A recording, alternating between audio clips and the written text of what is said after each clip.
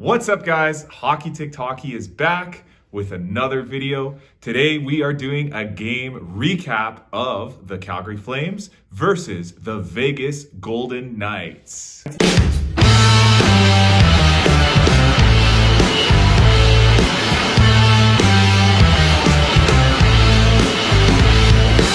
All right, guys, so let's get right into it. It was an amazing game last night, guys. It was hockey night in Canada. Calgary was playing in Vegas. They had all their dads up in the stands watching them. So it was a lot of pressure on the boys there to perform for their fathers. But the Flames came out like a house on fire. They ended up scoring first on the power play. It was Blake Coleman. Again, the guy scores like every single game now.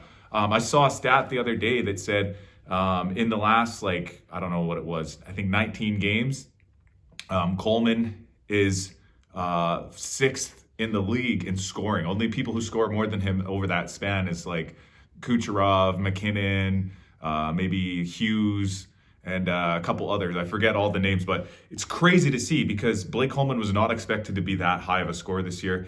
Kudos to him. He's doing amazing. Really happy for the guy. Couldn't be more proud of Blake Coleman for that power play goal. So Flames scored first. Power play looked really dangerous as well. So that's a huge positive. That's a huge plus for the team because the power play has really struggled this year for the Flames.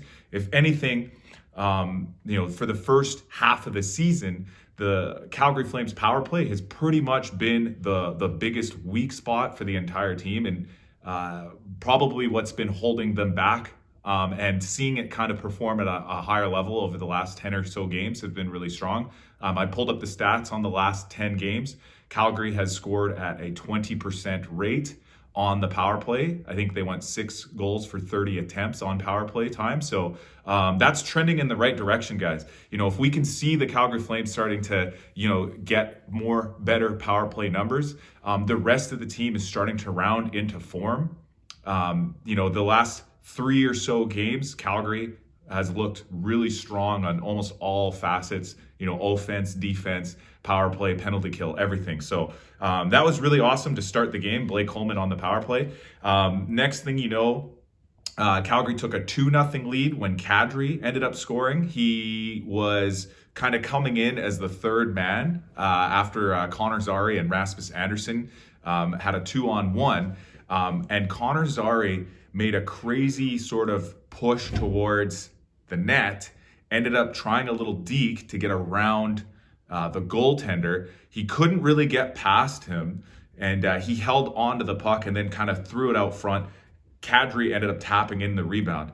And the thing I really loved about that play, guys, is Connor Zary, his patience and his ability to protect the puck was really on display there. He doesn't give up on a play, and he's really been like that ever since he first joined the big club from the AHL. So Connor Zary is pretty much, turning into a really big success story for the Calgary Flames this year. And his joining of the lineup has really kind of sparked all three lines because when he came up to the big club, guys, he joined Kadri, and Nazem Kadri suddenly looked like a new man. He looked like the type of guy that he was last year at the beginning of the season when he was last year's representative at the All-Star game.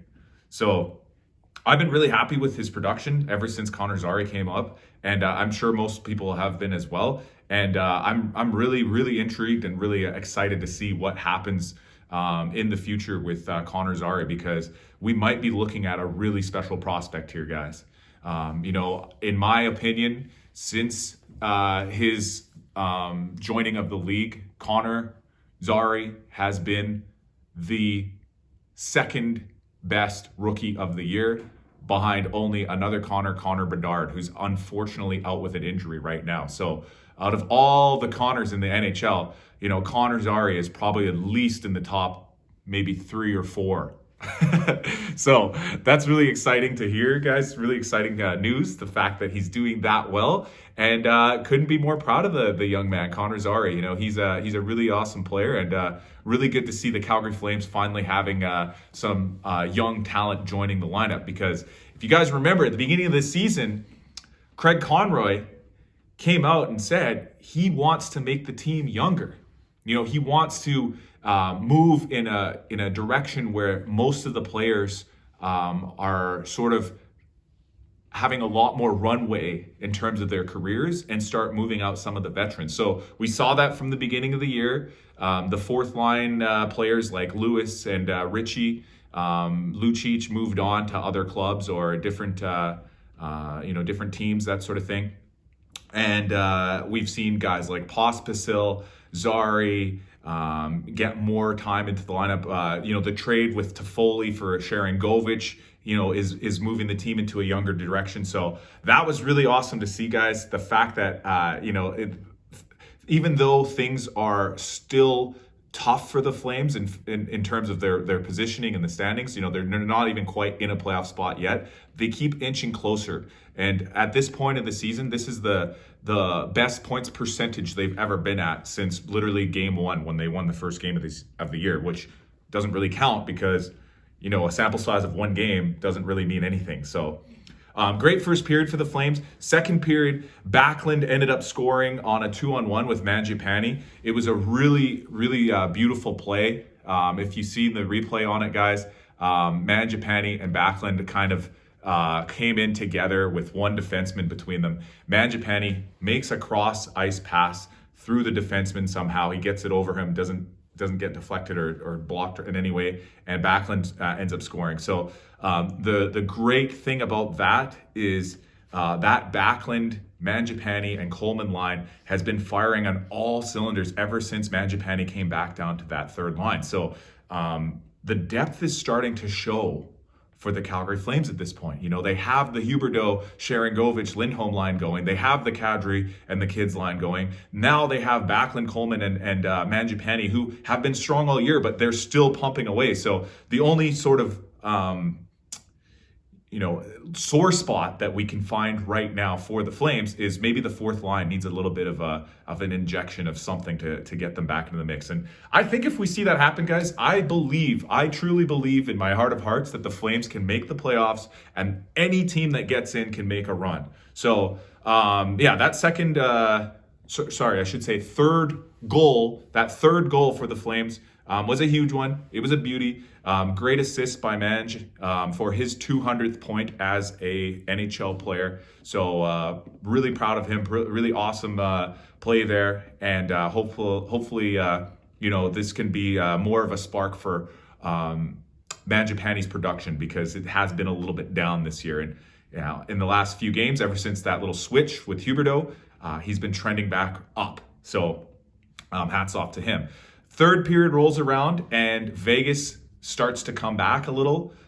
They had put on a ton of pressure and ended up getting the first goal of the third period and only goal of the third period. Chandler Stevenson scored to make it 3-1. He ruined the shutout for Markstrom. So Markstrom had been playing, on fire this entire game as well, like a brick wall and stopping every single puck that came towards him. But he let one in the third, which is fine because after that, the Flames D and Markstrom, just tightened everything up and they didn't let anything else in. So Markstrom in particular, guys, has been very, very strong lately. His save percentage on the night, I looked it up, was .969 against Vegas. And over his last 10 games has been .937. So those are Vezina caliber-like numbers, guys. Those are the types of numbers that Markstrom put up the year that the Flames were the number one team in the Western Conference. So if he can continue playing like that, the Flames are in a position right now to push harder than they ever have this entire year, ever since they started, to get back into the playoff race and right back into contention for not only just a spot in the playoffs, but literally a chance to win the Stanley Cup. The Oilers, they've been playing really well lately, so I don't want to just say that the Flames are the only good team. Even though I might be a little biased, we know that there's other strong teams in that wild card race. The Oilers have won 10 in a row. Seattle has really been surging. I think they've won like 8 of their last 10 games as well, something like that. And other teams as well. St. Louis, Arizona, Nashville are all still in the mix.